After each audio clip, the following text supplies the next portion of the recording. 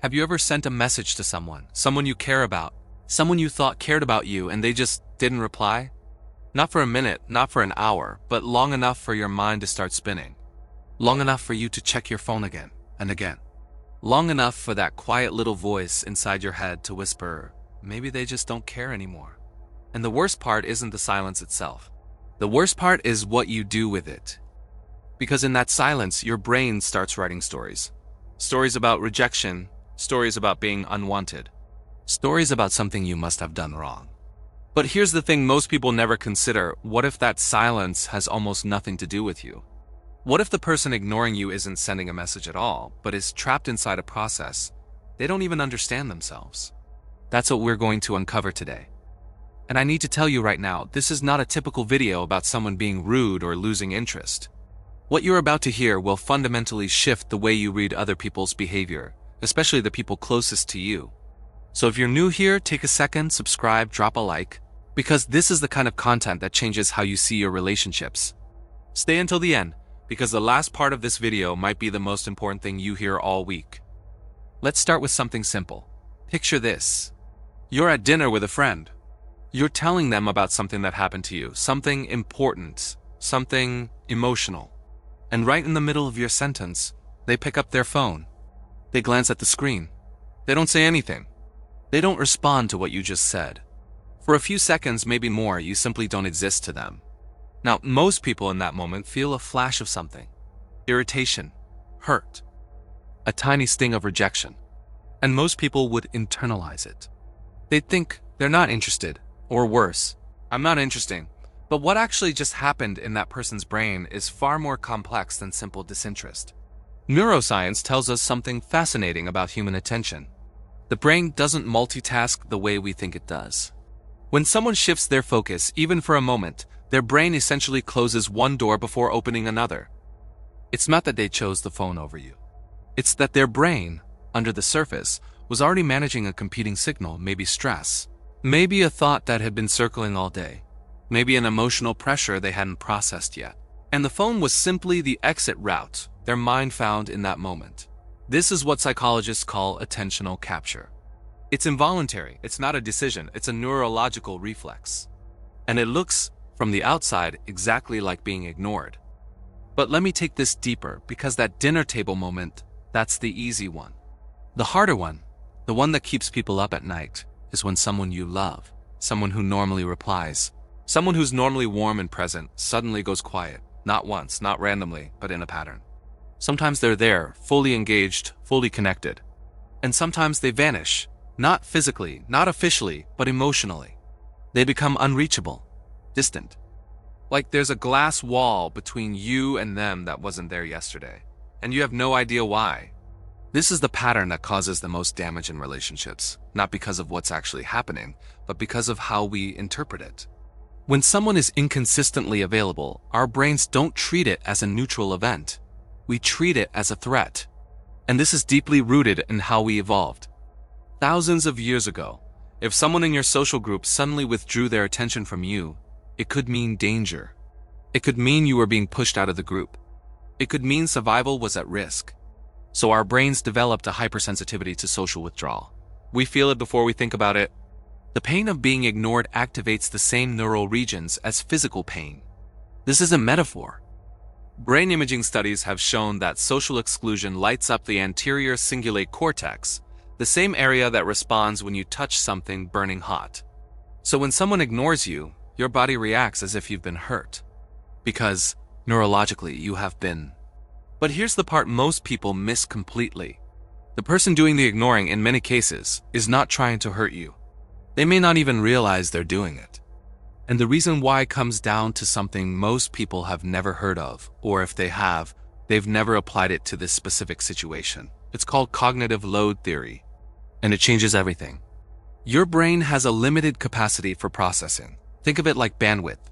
When someone is dealing with stress, unresolved emotional conflict, pressure at work, financial worry, health anxiety, family tension, anything that demands mental energy, their available bandwidth shrinks. And when bandwidth shrinks, the first thing that gets cut isn't the urgent stuff, it's the stuff that feels safe. Read that again. The first thing your brain deprioritizes is whatever feels most secure. The relationships where you feel safest, the people who you trust won't leave, those are the first connections your brain puts on pause when it's overwhelmed. Not because they matter less, but because, unconsciously, your brain believes they'll still be there when the storm passes. This is why it's often the people closest to you who get ignored. Not strangers, not acquaintances, not the boss or the colleague. You, the person they feel most secure with, the person they trust the most. You become the emotional equivalent of a saved file. Your brain knows it's there, so it focuses on the things that feel urgent instead. And this is the cruel irony. The more someone trusts you, the more likely they are to go silent on you during hard times. Not because they don't care, but because their brain has categorized you as safe enough to neglect temporarily. Now, I know that doesn't make it feel better. Knowing the psychology behind it doesn't erase the sting. But it does change the meaning. And meaning is everything when it comes to how we process emotional pain. Let me go further, because cognitive load is only one layer of this. There's another mechanism at play that almost nobody talks about, and it's even more invisible. It's called emotional regulation withdrawal. And it works like this. Some people, when they feel strong emotions, especially emotions they're not sure how to handle, instinctively pull away. Not from everyone, from specific people. Usually the people who matter the most, because those are the relationships where the emotional stakes are highest. Think about it. If you're overwhelmed and you're around someone you don't really care about, you can fake it. You can smile, nod, perform. But around someone you actually love, someone you're deeply connected to, you can't pretend. The emotions are too real. So instead of risking vulnerability, instead of showing a version of themselves they're not comfortable with, they withdraw. They go quiet, they stop replying, they seem distant. From the outside, it looks like rejection. From the inside, it's protection. They're protecting you from their chaos. Or more precisely, they're protecting themselves from being seen in a state they haven't made peace with. And here's what makes this even more painful. They usually can't explain it. If you ask them, why are you being distant? They'll say, I'm fine. Not because they're lying, but because they genuinely don't have conscious access to the process that's driving their behavior. It's happening below the surface, in the emotional basement of their mind, and they haven't found the stairs down yet. Before I continue, I just want to take a quick moment here. I know this video uses an AI voice for narration, but I'm a real person. My name is Fernando, and I'm genuinely grateful you're here watching this. I hope you and your loved ones are eternally blessed. Now, let's keep going, because there's more you need to hear. There's a third layer to this that takes things even deeper, and it has to do with power. Not power in the aggressive, manipulative sense. Power in the psychological sense. Every relationship has a dynamic. And in that dynamic, attention is currency. Whoever gives more attention holds less perceived power. This isn't something people calculate consciously, most of the time. It's something the subconscious mind manages, constantly, automatically, without permission. So sometimes when someone ignores you, their brain is performing a kind of recalibration. They're not trying to be cold. They're not playing games, at least not on purpose. But their subconscious has detected an imbalance. Maybe they felt too vulnerable. Maybe they gave too much. Maybe they sensed a shift, and it pumps the brakes. It creates distance. It manufactures silence, not as a strategy, as a reflex. And if you've ever been on the receiving end of this, you know exactly what it feels like. It feels unpredictable. It feels confusing. One day they're fully present, and the next day they're a ghost. And you're left scanning every interaction, every word, every text, trying to figure out what changed. But nothing changed. Their subconscious simply adjusted the thermostat, and you felt the temperature drop. Now here's where we need to talk about you. Because everything I've said so far is about them, their brain, their mechanisms, their unconscious patterns. But there's something happening on your side of the equation that's just as powerful and just as invisible. It's called the negativity bias of ambiguity. When we encounter ambiguous social signals, signals that could mean multiple things, our brains don't weigh the options equally. We don't say, maybe they're busy or maybe they're upset. Let me wait and see. No. Our brain jumps to the worst interpretation, every time. Not because the worst interpretation is the most likely, but because, evolutionarily, it was the most important to detect. So when someone doesn't reply, your brain doesn't land on, they're probably overwhelmed. It lands on, they don't want to talk to me. When someone seems distant, your brain doesn't think. They're processing something internal. It thinks, I did something wrong. And this is how a completely innocent silence gets transformed, inside your mind, into evidence of rejection. You take a neutral event, apply a negative filter, and then respond to your own interpretation rather than to what actually happened. This is where most relationships get damaged. Not by the silence itself, but by the reaction to the silence. Because when you interpret silence as rejection, you respond with withdrawal or confrontation or anxiety. And that response creates a new signal that the other person now has to interpret. And if they're already overwhelmed, your reaction becomes one more thing their brain can't process. So they pull away even further. And now you're in a loop, a feedback loop, where silence creates fear, fear creates pressure, pressure creates more silence, and both people end up feeling abandoned by the other, even though neither of them intended to leave. This is the invisible architecture of disconnection. And it's happening in millions of relationships right now, between partners, friends, parents, and children, people who genuinely love each other but are being driven apart by psychological processes neither of them can see. So what do? How do you break this cycle? The first step is the hardest one. You have to resist the urge to interpret silence immediately. When someone goes quiet, your brain will scream at you to find a reason. Don't. Sit with the discomfort. Give it time. Not because you're being passive, but because premature interpretation almost always leads to the wrong conclusion. The second step is to separate behavior from intent. What someone does is not always a reflection of what they mean. A person can care deeply about you and still go silent. A person can love you and still be emotionally unavailable. Those two things are not contradictions.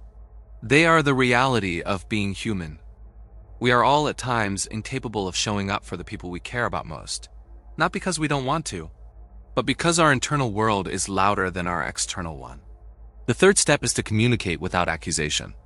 Instead of saying, "Why are you ignoring me?" which immediately puts someone on the defensive, try something like, "I've noticed some distance between us, and I just want to check in." No pressure. That one sentence does something powerful. It acknowledges the gap without assigning blame. It opens a door without pushing someone through it. And it tells the other person, "I see you, and I'm not going anywhere. But now I need to say something important, something more serious." Because everything I've described so far is about normal psychological processes. Temporary overload, subconscious patterns, emotional regulation. These are all human, understandable, and usually resolvable. But sometimes being ignored isn't about any of these things. Sometimes a pattern of withdrawal signals something deeper, something that shouldn't be dismissed as just stress or just their personality. If someone who was once consistently present has become consistently absent, not just occasionally quiet, but fundamentally different in how they engage with you, that's not cognitive load. That's a shift. And shifts deserve attention. If the silence comes with other changes, a loss of warmth, a flattening of emotion, a withdrawal from things they used to enjoy, those aren't signs of being busy. Those could be signs of depression, emotional shutdown, or a psychological crisis that's unfolding quietly. And if the silence feels deliberate, if it's paired with control, with punishment, with a sense that you're being made to earn their attention, that's not a psychological process. That's a pattern of emotional manipulation. And it's important to know the difference. Because understanding why someone ignores you should never become an excuse for tolerating something that harms you. Empathy and boundaries are not opposites. You can understand someone's psychology and still protect your own peace. You can have compassion for their process and still require respect for yours. And that, I think, is the most important insight in all of this. The silence someone gives you is information, but it's not the full story. It's a single frame in a very long film. And your job is not to write the entire plot based on one frame. Your job is to stay curious, stay grounded, and stay connected to your own worth, regardless of whether someone else has the capacity to reflect it back to you in any given moment. Because here's what I want you to carry with you after this video. The next time someone goes quiet on you, the next time you feel that familiar sting of being overlooked, before your mind races to the darkest corner of interpretation, pause, take a breath, and ask yourself, what if this isn't about me? Not because your feelings don't matter. They do, but because the silence you're hearing might not be a message directed at you. It might be the sound of someone struggling with something they don't know how to say. It might be the sound of a mind trying to protect itself. It might be the sound of someone who loves you more than they can currently show. And if you can hold that possibility, even for a moment, even when it's hard, you'll find something remarkable happens. The silence stops being a threat, and it starts becoming something you can sit with, something you can hold gently without letting it define your worth or destroy your peace. Because you were never defined by someone else's silence. You were always more than the attention you didn't receive.